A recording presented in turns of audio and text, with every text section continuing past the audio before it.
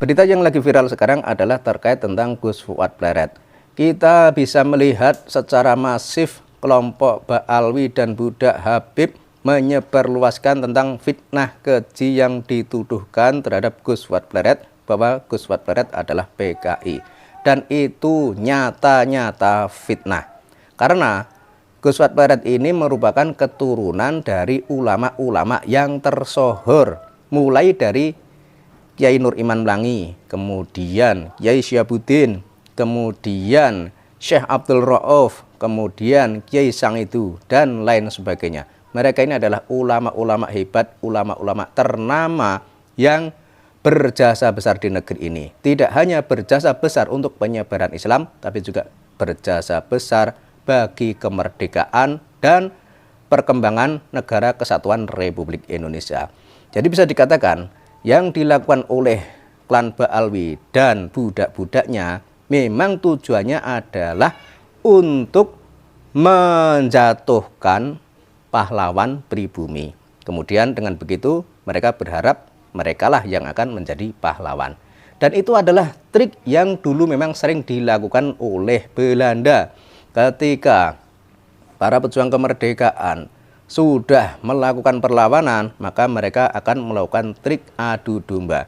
Kemudian sang pahlawan tersebut akan dijatuhkan nama baiknya, sehingga nanti pihak Belanda akan mengangkat keturunan imigran dari Yaman yang seolah-olah mereka ini adalah pahlawannya.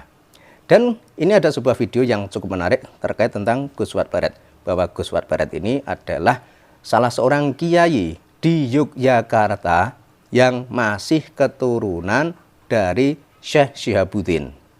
Berikut videonya. Ada buku sejarah silsilah leluhur Dongkelan. Di sini disusun oleh Raden Muhammad Burhanuddin. Di dalamnya terdapat nama-nama zuriyah dari Kiai Burhan, Kiai Syihabuddin. Di sini perlu kita cermati bahwa nama Gus Fuad ada dalam buku silsilah ini. Di sini disebut Gus Fuad, ya, Kiai Haji Fuad Riyadi, ya, Pondok Pesantren Rodotul Fatihah, Pleret. Beliau adalah putra dari Hajah Siti Muyassaratul Maqasid. Ini dari jalur Mbah Khalil, Kiai Khalil, seorang mursyid tarekat di Wonokromo. Jalur pertama. Kemudian ada jalur lain dari silsilah beliau, dari jalur Kiai Syekh Abdul Rauf, ya, Wonokromo. Beliau juga terkenal dengan mursyid Satoriyah, di mana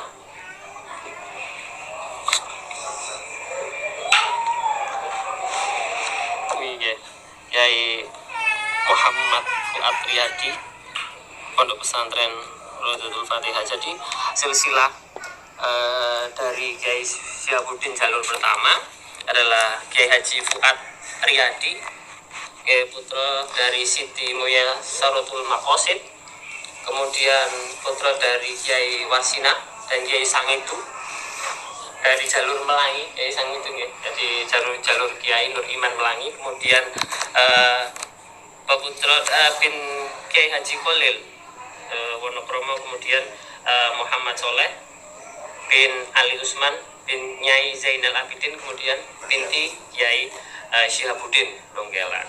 Itu jalur pertama. Kemudian jalur kedua, Gus Fuad dari ibu ini, ya, bapak beliau, ya, Haji Ahmad Abdul Bakti, dari Kiai Zainuddin, kemudian dari Nyai Bulkis Jombang, kemudian dari Nyai Abdul Latif, Kiai Abdul Latif, kemudian dari Kiai Abdul Rauf, Kiai Muhammad, Nyai Muhtarom, kemudian ke Kiai Syihabuddin. Jadi beliau dari Kiai Syihabuddin ada dua jalur, kemudian masih ada jalur dari Melangi, ada jalur dari Syekh Abdul Rauf Wonokromo.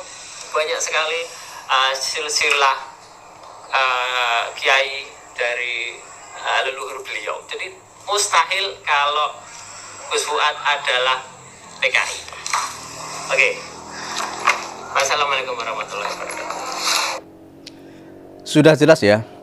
Jadi intinya mereka ini yang selama ini memfitnah Gus Fuad adalah PKI itu tidak hanya ditujukan kepada person Gus Fuad Barat saja, tapi ini juga sama saja menyenggol keturunan Kiai Syihabuddin, termasuk juga menyenggol keturunan dari Kiai Nur Iman, kemudian juga menyenggol dari keturunan Syekh Abdul Rauf, kemudian juga menyenggol dari keturunan Syekh Khalil, kemudian juga menyenggol dari keturunan Syekh Syang'idu.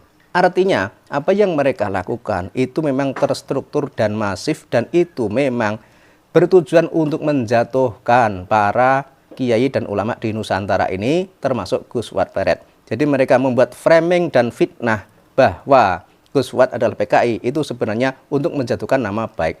Dan kalau kita lihat silsilah tadi, ini sebenarnya suatu tindakan yang dilakukan oleh klan Ba'alwi dan para budak-budaknya itu sudah sangat membahayakan, yang artinya memang harus dihadapi dan dilawan.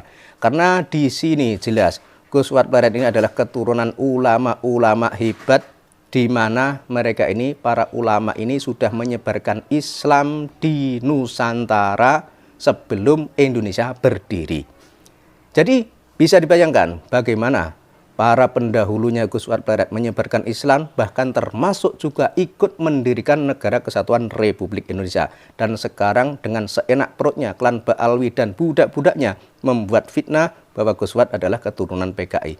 Ini adalah sebuah tindakan yang sama saja menyakiti masyarakat di Indonesia, menyakiti seluruh umat muslim di Indonesia, termasuk mereka para keturunan Kiai Nur Iman, Kiai Syihabuddin, Kiai Khalil, kemudian Kiai Syang'idu, dan lain sebagainya. Dan harusnya masyarakat di Indonesia bisa memahami strategi yang dilakukan oleh klan Ba'alwi.